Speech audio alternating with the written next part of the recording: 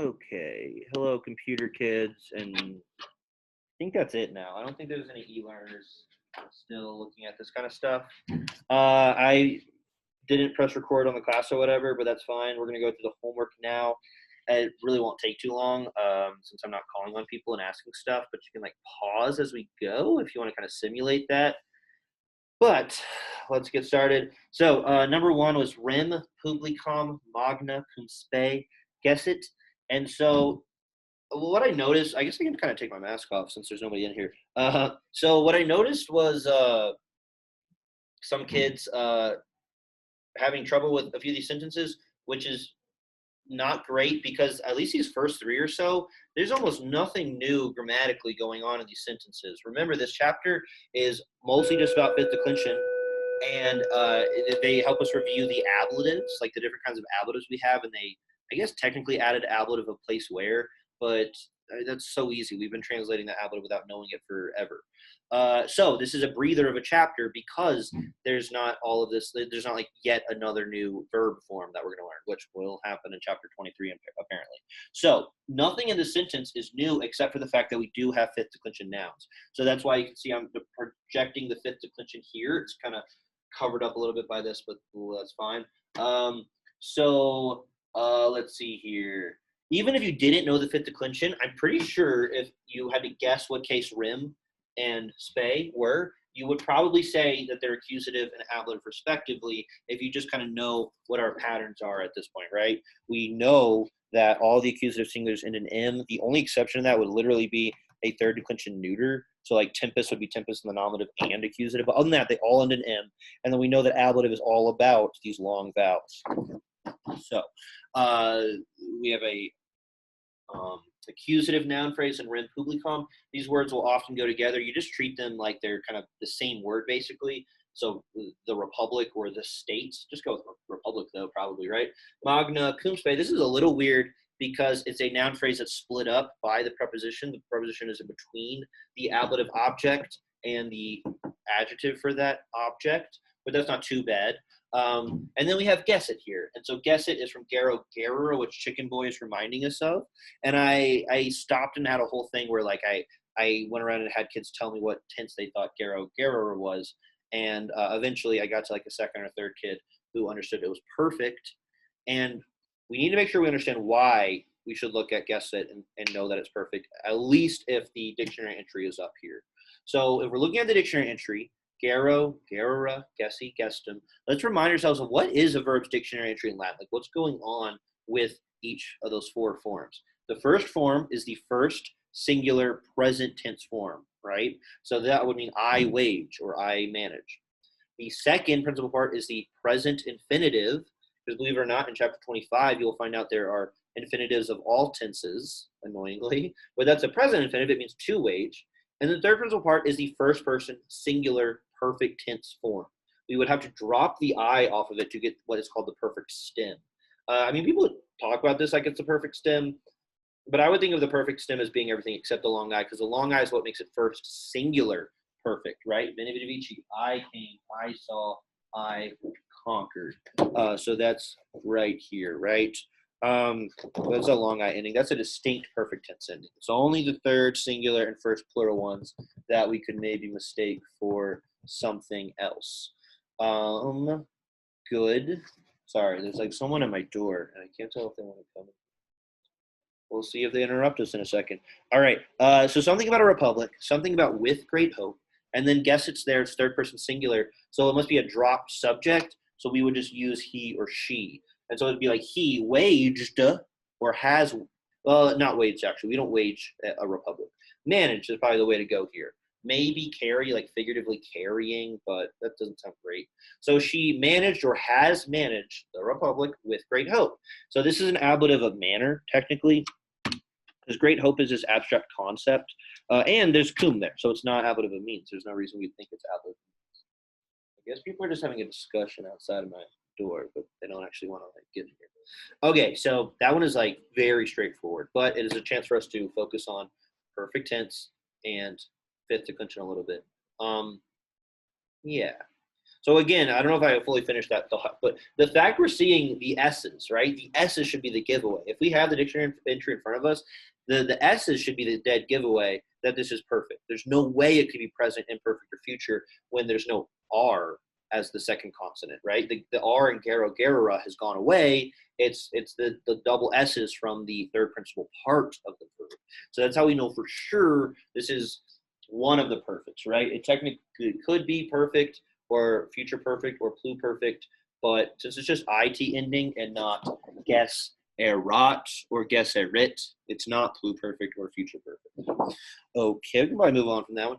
Aoda wikini eos cum cura laboraverunt atque multas res paraverunt.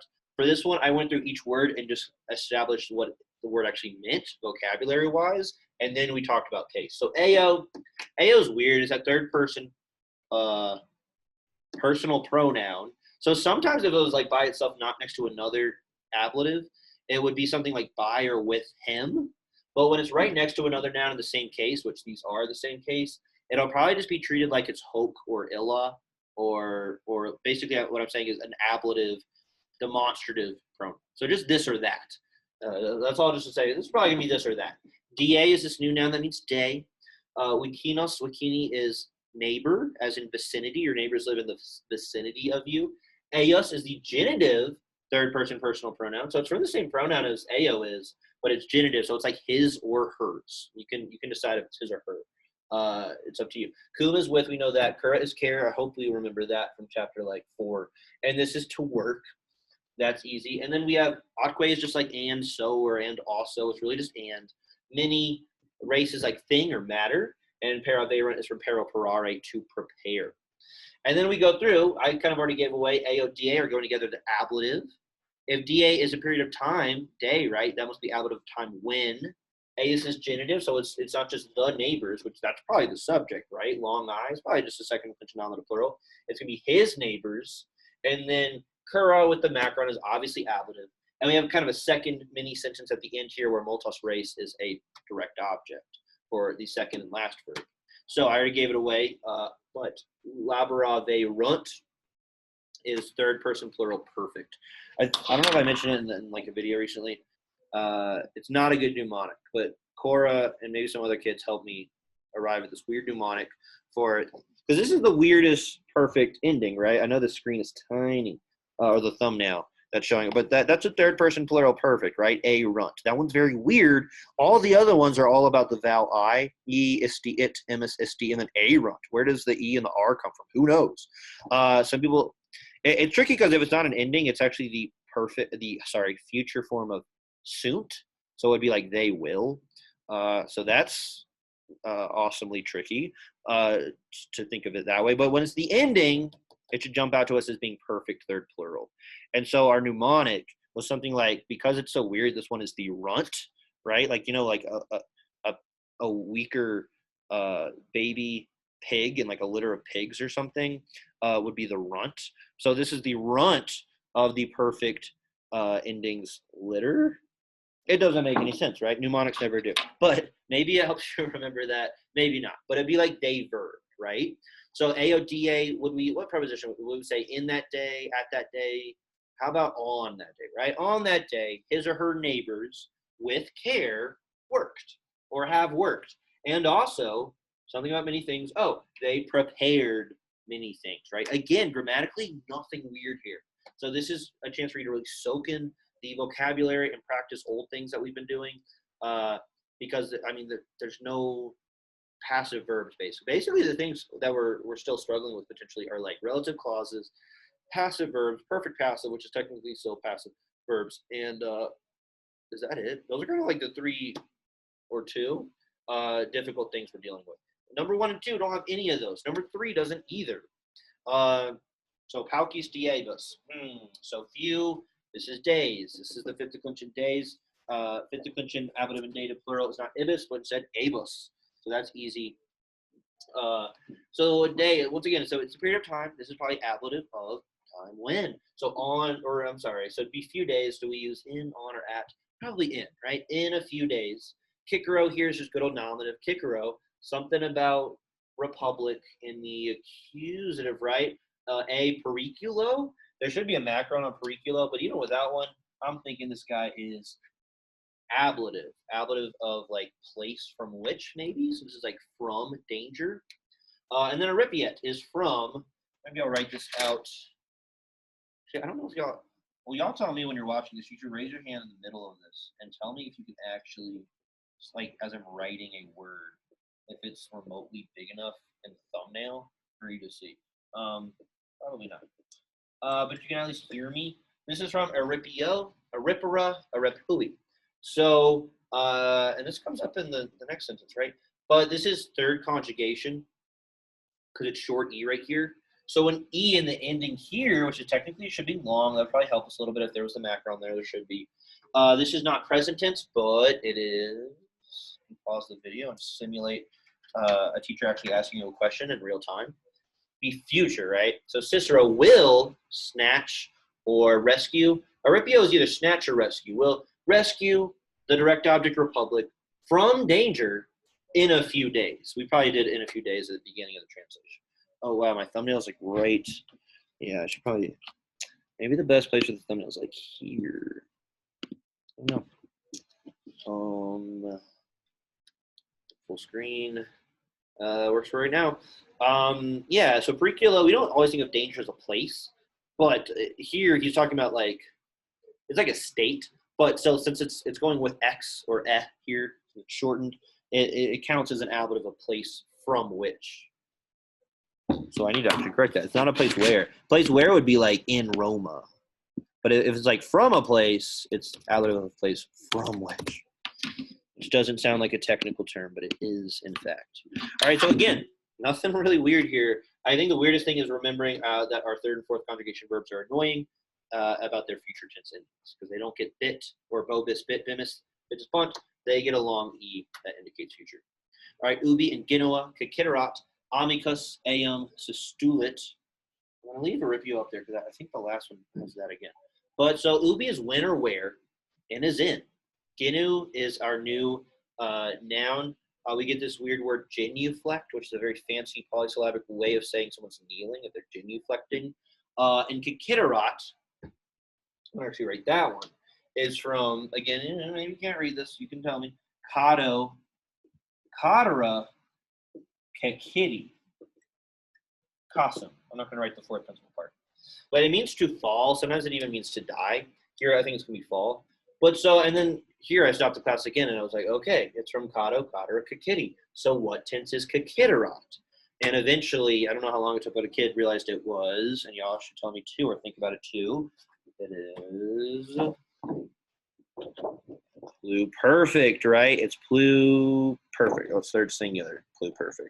So the erat is a dead giveaway. But even before looking at the ending, if we were just looking at the first part of the verb, we should know it's at least one of the perfect forms, right? One of the perfect tenses.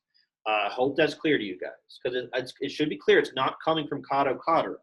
It's not Kato, Kadis, or Kadit, or since this is third conjugation, it would be Kadam would be I will fall, Kades, Kadet, Kademus, etc. You will fall, he will fall, etc.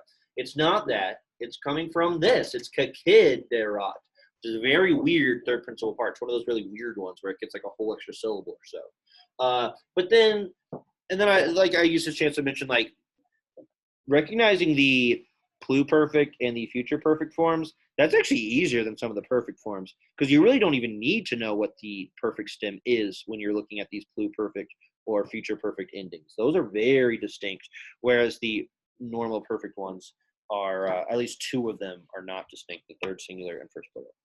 Anyway, my battery's low, but I think I'm fine. So something about like when in the, and we've seen this before already, something about knees. So I don't think it's going to be in the knees because A, it would have to be genibus. If it was like in the knees, which what would that even mean? It's going to be something like onto knees. He had fallen, another drop subject. We're having a lot of drop subjects. So he had, like when he had fallen onto, let's add his knees. The friend, Sestulit is from this new really weird verb that Chicken Boy is reminding us of, tolo, tolero, sestuli, which either means to raise or lift up or to destroy. So I don't think it's his friend destroyed him, but instead his friend lifted him up or raised him up. So remember that verb is really weird, and that is the translation. So stewlet is perfect tense. How do we know that? Well, look at Chicken Boy's dictionary entry of it. This third principal part is more different than any other verb's third principal part is from the first two, right? It like changes completely. So if you see stuli in the verb, you know it's one of the perfects for sure, right? And this is one of the endings where it actually helps to have a very distinct third principal part because it's just it, which is not very distinct. But anyway, so it's like he raised him up, or he has raised him up. Has sounds weird there, so I just raised him up is fine.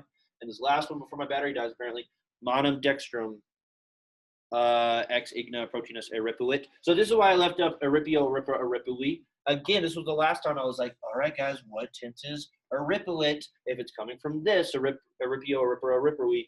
And eventually some kid realized it was perfect because the fact that we see the fact that the U is in there at all should be a dead giveaway. It's not coming from the present stem, which is the first two principal parts. It's just good old third person singular, perfect. So right hand here, hopefully y'all would recognize that as being accusative. So, and again, a drop subject. All these have drop subjects. So he or she snatched, perfect tense, or has snatched the right hand from the fire, ablative of place from which, from the fire, immediately. Proteinus is a new vocabulary word, immediately. But, however, he lacked all sense. And the last thing I'll say before my battery dies is all sense is ablative of separation. Remember, kareo, to lack, libero, to free, and prohibeo, to prohibit or to keep out, all take an ablative of separation. In this case, it almost feels like a direct object, like he lacked all sense. It's coming right after the verb. But it's ablative, and because it's going with this verb, we should understand it's ablative of separation. All right, proteinus is immediately, Tom, and is nevertheless. Any questions? All right, y'all can't ask me questions. Well, you actually can. You can stop me in the middle of class as you're watching this and ask me a question. All right. Anyway, good. I hope this went well, and hopefully you showed me your homework before you watched this. I know Prudence already did. And I will stop there.